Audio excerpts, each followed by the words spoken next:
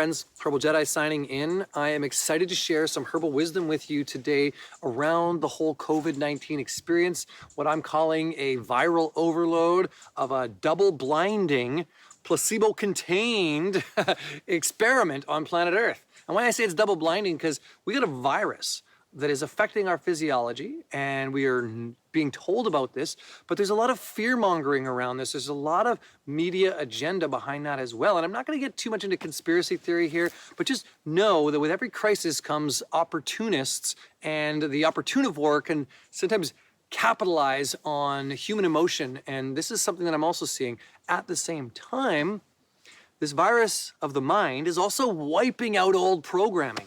And it's a great opportunity for rebirth, a great opportunity for us to reset, to look at what's actually just window dressing in our life and what's really important. Are we here as stewards of this earth, or are we here for our own self-interest? Or is it both? So I want to talk about that for a bit, but essentially what we're really here to share about is how to work with COVID-19. Because I'm a herbalist, I'm trained as a master clinical herbalist, and I've studied a lot of different forms of alternative medicine. That's what I want to talk to you about. How do we work with this from a herbal protocol, and what are some of the other ways to protect the body? So first off, I want to say that planet Earth has always been a dangerous place. There's always been various ways in which we can die quite easily. We've made it a little safer in the last 150 years, but essentially there's always been pathogenic viruses and bacteria and protozoa and various types of parasites and fungi and yeast that can kill us.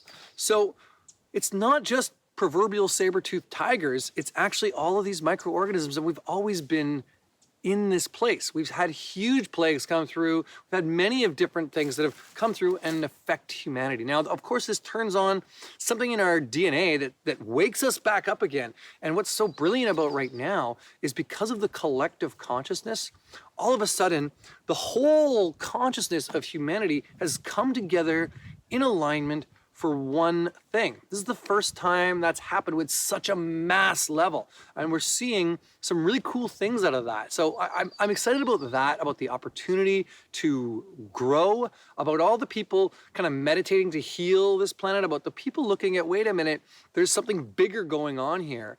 At the same time, I'm concerned about all of the fear programming, the victim consciousness that's coming in place, and the kind of power over the people of dominating and taking down the middle class a little bit to, anyway, I'm not gonna go too far into that, but I do wanna just mention that that's part of this virus that's going on.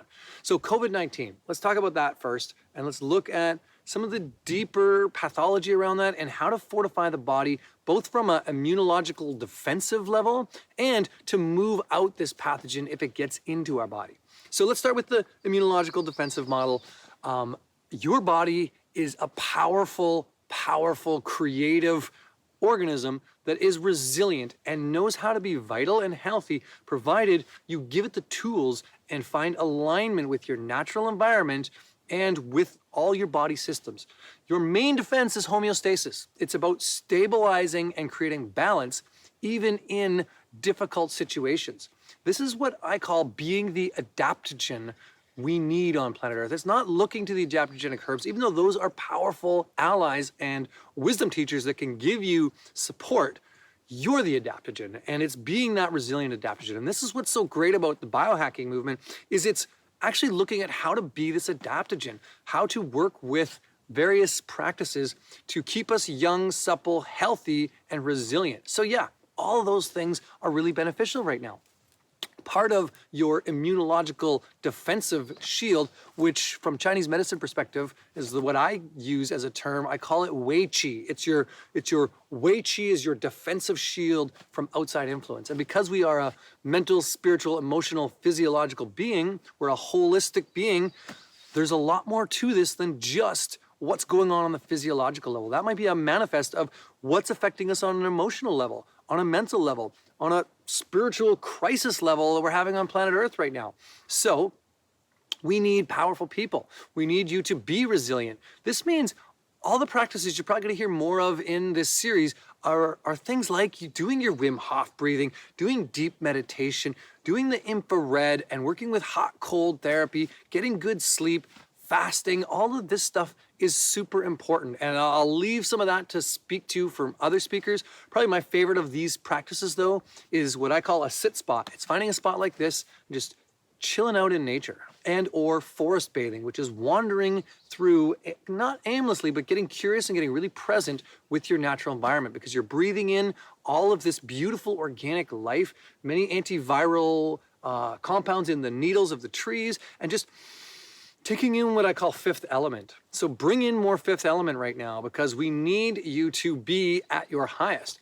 And this is the best way to protect ourselves, literally, is to just be a vital being. There's also a lot of herbs that can work with this. Some of the adaptogenic herbs that I mentioned, I didn't really mention what they are, but you can probably find those out, the tonic herbs. They're things like ashwagandha and ginseng and maca and schizandra berries and many of these kind of things, rhodiola, Siberian ginseng, the eleuthero. These are all really great herbs that can be used in combination, but also can be put in as individuals and made into soups, made into syrups, done into tinctures, teas, or in capsules. So there's lots of ways you can work with adaptogenic herbs. Many of those are powerful for enhancing our immune system and keeping us resilient. Other ones I really like for that are the medicinal mushrooms. Of course, my favorite is reishi, and reishi is really good for situations like this because it says to, like the byline in China is to protect the academic from their own mind. And one of the problems that we're seeing right now, quite frankly, is people tripping out. Our minds are circling around this virus. Oh my God, safety protocols, washing my hands. Of course, that's all useful. The social distancing, don't touch me. But it's a head trip. And it's causing some people to get really anxious and get into a victim fear state. So reishi really grounds us back into our body. It finds that inner alignment, and it's kind of one of these wisdom teachers that I just prescribe or subscribe to on many levels. Okay, so that one's amazing, but so is chaga. Chaga has some antiviral properties too, just like reishi. It's in the terpene content, and it's just a great, powerful immunomodulating mushroom that's going to enhance our immune system, make us a little more fortified and protected. Other ones that are really good for this are things like cordyceps, because it opens the bronchioles and deals with some of the stress and adrenal fatigue, as well as just kind of enhancing the whole immune physiology. But because this is a viral overload that affects the lungs deeply, cordyceps is a great one to look to. Another one is turkey tail, because it's also really good antiviral. It's been used for things like hepatitis C and used for HIV and many other viruses. Now, of course, this is a very different virus. These coronaviruses are very different, but they still have some of the same similarities. And this one helps protect the body too. So all of these adaptogens and all of these medicinal mushrooms are available online. You can find them in some of your local health food stores. They're easy to access, so get out and seek those if you are not sick at this point. Now, there's plenty more, so I'm just gonna keep going though. I wanna talk about what is going on with COVID-19 in particular, right? So we've, as herbalists, it's beautiful because of the online community. We can kind of connect with each other, and I've been reading some articles from different herbalists, different people, different naturopaths, some from Chinese medicine doctors, and one of the great ones that I read was really from people who were working with the front lines of Wuhan, China in the beginning of this COVID-19 and really cataloging what the tongue and pulse and energetic diagnostics from a TCM Chinese medicine perspective were. So first off, pulse, you have 6 pulses. You got 3 on each side, a deep pulse, a surface pulse. The whole Chinese medicine system works in this integrated overlapping system. So this one pulse that was in particularly affected deeply by this is your lung and large intestinal pulse. This is the metal element. This is the fall season. This is spicy as a flavor. So the metal lung pulse is your top pulse on your right hand of the wrist. And many people who came down with COVID-19 had a very slippery and weak pulse, both in the deep and the superficial level. This is indicative of weakness and dry kind of congestion in the lungs and in the small intestinal tract. There's congestion, this slippery pulse. They also looked at the tongue.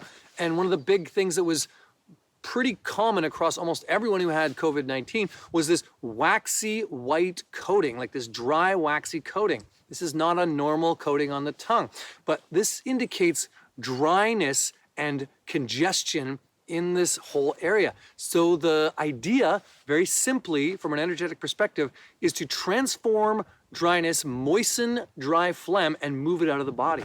This is what we see on a pathological level with COVID-19. It's a very heavy virus. It's different from our rhinoviruses, which sit at the top of the lungs. And mostly when we get flus from those, we have this simple cough, and it's coming out. The coronaviruses get really deep into the lungs, and then they reproduce like crazy. And they create this dry congestion where there's no movement. This is a problem because this is what's killing people, literally, is stagnation. All health is about flow. It's about movement. Anytime there's stagnation, it creates imbalances, creates disease, creates the issues around our health. So we need to flow, we need to move this. So very simply, this dry congestion in the lungs is one of the biggest issues we're seeing with the COVID-19 experience, and it's a simple thing to fix. We've been working with immunological health for a long time, ever since the beginning of time. We've had so many of these kind of congestions. And even you go back to old midwives' tales, they're like, oh yeah, really simple. When you get dry phlegm in the lungs, you put a piece of wax paper on or something like that, some protective cheesecloth or whatever it is they have, and then you make a mustard pack, something warming to move this out, or an onion pack, an onion poultice. We also have many salves that people would put on the lungs to move that kind of congestion. Some of your tiger balms, things like balm of Gilead is a classic one that we'd use there. So we can do that externally on the body. But it's also really easy to work with internally. It's many of your kitchen spices. You don't have to go crazy. They are things like cayenne, ginger, garlic, right? Simple things. Cinnamon is actually very warming and good for moving and transforming phlegm. All your chai spices, right? Nutmeg, cardamom, star anise, all of these kind of carminative spices that warm up this area. Think of any time when you've eaten spicy food and you start to get the sniffles. That's what we're trying to do. We're trying to transform what's dry, moisten it up, heat it up, because it's this damp, kind of cool, dry, like congestion in here. We want to move that out. And simply we can do this with a chai tea, with a masala spice, with turmeric, with golden milk, with these kind of things. One of my favorites is a horseradish fire cider. Google's fire cider. It's simple, easy. You can chop it up. It's basically apple cider vinegar and honey mixed with a bunch of things like onions, garlic, cayenne, ginger, horseradish. Simple. That's an easy one we can work with to move this catarrh out of us, to warm up the whole chest cavity. Another kind of easy remedy is your onions, leeks, and garlic, all your bulbs. All of these kinds of things can be useful for moving this out. So add those into your meals. Add any of those kind of things into your food. These are simple remedies, right? Now, when we want to look at herbal protocols, there are a number of herbs that are very specific for this kind of thing. Any herb that's really warming to the congestion in the lungs and expectorant. This is a herbal term. Expectorant means to expectorate out, to move out mucus. Some of these herbs are also lung tonics. And so when it comes to toning the musculature and strengthening weakened musculature of the lungs, that's where we want to work with. So one of my favorites is elecampane. This is a great herb from old Europe. In fact, it's known as elfwort because it's been synonymous with both healing the lungs as a lung tonic, but also to work with what they call the spiritual wound, where an elven arrow has hit. And this is old pagan kind of belief system, but the elven arrow idea comes from almost a understanding that there's like energy leaking out of the body, and it's this wound that we can't see that is leaking energy out that's causing what's going on in the body. And why I bring that up is because, ironically enough, that's part of the meme, the mind virus that's coming along with this, is many of us are leaking energy like crazy. There's a lot of disempowerment, a lot of fragile, fearful people. And we know that fear and victim consciousness send neurotoxins into the brain that really affect our whole immune system. It's important to be positive, healthy, creative through this experience. So find ways to get creative. Anyway, elecampane is a great one for moving that catarrh as a tonic for the lungs, and as an expectorant. It's warming and spicy, so we want to work to herbs like this. That's one of my favorites. Another really good one is angelica. Angelica is an easy herb you'll find all throughout the world that has this warming effect. You can feel it, whether it's Dong Quai or whether it's Archangelica, doesn't matter. All of those are really useful that way. Another one we have here in North America is something called osha root, We know it as bear root, but it's a spicy, antiviral, warming tonic for the lungs. That's a great one if you can get a hold of it. Lomatium root is another great one, just like that helps move this out and helps pull out. It's also named as biscuit root. So these are a couple of those herbs. There are other ones though too that are good lung tonics and good expectorants for dryness, like wild cherry bark that helps move out this type of thing. We've also seen some of the Chinese practitioners have been working with, and they're now studying it more heavily in China as a possible opportunity to work with this, is alder. Alder trees are all over the world. They're very easy to find. They have some antiviral properties, and they work with this cytokine storm effect. They help calm down that effect. It's one of the problems we're seeing with this virus in particular. So alder catkins, alder buds, there's not a ton of research on it, but there's some really promising evidence based on how it's worked with SARS in the past, how it's worked with other viral overloads. So this is being studied right now. I think it's a great one.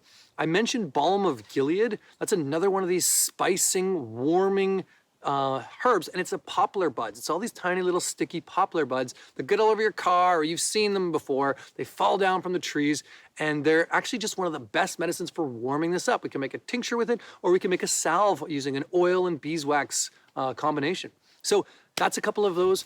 Another great one that I really like is propolis. Propolis is the protective layer that bees use around their hive. This is an amazing, amazing antiviral, antibacterial, antipathogenic substance. Make a propolis spray or get a propolis spray that you can work with. It's great.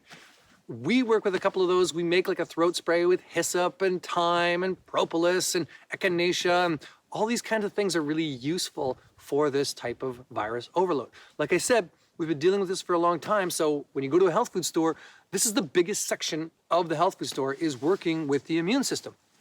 So find those ones that are warming and moving this out.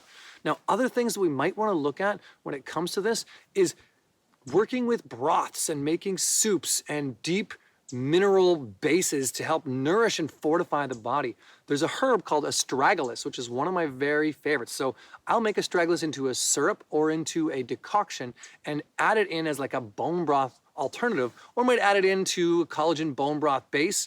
Chicken noodle soup, you know why that was always good for the cold? Is because of the bone broth of the chicken bones. It's not the noodles, it's not the chicken itself, it's the bone broth. So that kind of thing is really good. But we can make, if we're vegetarian, we can make a bone broth alternative with things like astragalus, which we could add into our bone broth, but also astragalus, reishi, goji, hishu wu, these kind of things. Maybe adding a lot more onions and garlic. I would also always add in a bay leaf to keep the plague at bay, which is literally what bay leaf is useful for. Another great one for that is juniper berries. They add a nice flavor, but it was also something used to keep plagues at bay. Old practitioners would suck on juniper berries because they're very antiseptic. So you might want to work with something like that. There are plenty of things we can make into this kind of savory broth, or we might add a little miso into there. Of course, protecting our microbiome is huge, so we want to make sure we've got some good probiotic type foods like our yogurts and kefirs. But because we need warming spice, I recommend kimchi as probably one of the best probiotic things to help warm and move this out. All right, so those are just a few things. Other things we might look at are essential oils. I know a lot of people have worked with eucalyptus oil as a steam, a face steam, with a couple of drops in a hot water and a towel over top. Breathe this in, but there's plenty of other ones, right? We might look at oregano or thyme oil. We might look at all the needles from all of the trees have these opening the bronchioles kind of protective qualities. So fir and pine and spruce needles are really good. Lemon, peppermint, lots of essential oils we can look to that are antiviral that we might put in a diffuser, put in a pot on the stove to aromatize into the air, or make this kind of head towel, breathe it in. Those are just a few things. I don't want to take too much time talking about that because there are so many other remedies. I want you to be empowered though, so trust your internal authority. What resonates with you? What can you work with right now in this situation if you get this? How can you fortify your body? What are some of those things to work with? So the last part of this, what I really just want to leave you with is remember that we've got this. This is an opportunity for all of us to come together under one cause, for all of us to work together in a way that's going to support human rebirth. I am a little bit more concerned about the programming than I am about the virus itself, because the programming of our society has been broken for a long time. We have not been acting in accordance with natural law, and we've been acting in a way of being separate, which is part of this us versus them kind of good versus evil battle that's being programmed into us from the media around. The other piece is how easily we've been socially dominated and put into a little box. I'm concerned about this, and so are many other people, but just to transform that, step out of fear, step into the creator consciousness that you are. Remember that you are this powerful being, and start to enhance your physiology, be proactive, but also part of that is being kind to each other, being kind to the earth, working with each other and finding the support systems we need. So have empathy for each other, take care of each other, be kind to yourself, nourish your body, and support this regrowth process. We know that this is a difficult time. My hopes are that out of this, we find a deeper sense of awakened humanity and become the stewards we are meant to be. Remember that plant medicine is people's medicine, and it's always got your back if you know how to look and work with the herbs. All right. Thank you for joining me. I hope this video had some useful information in it. And if you want to find out more about what I do, I'm the Herbal Jedi, and I'm on YouTube. You can easily find my videos. We've got lots that we share there. But I also run wildrosecollege.com, which is the Wild Rose Herbal College that we do put people through a clinical, a master, and a practical level herbalist program, as well as harmonicarts.ca is our website where we offer high nutrition, tonics, elixirs, mushrooms, superfoods, and more. All right, thanks for joining me. May the forest be with you, my friends. We'll see you soon.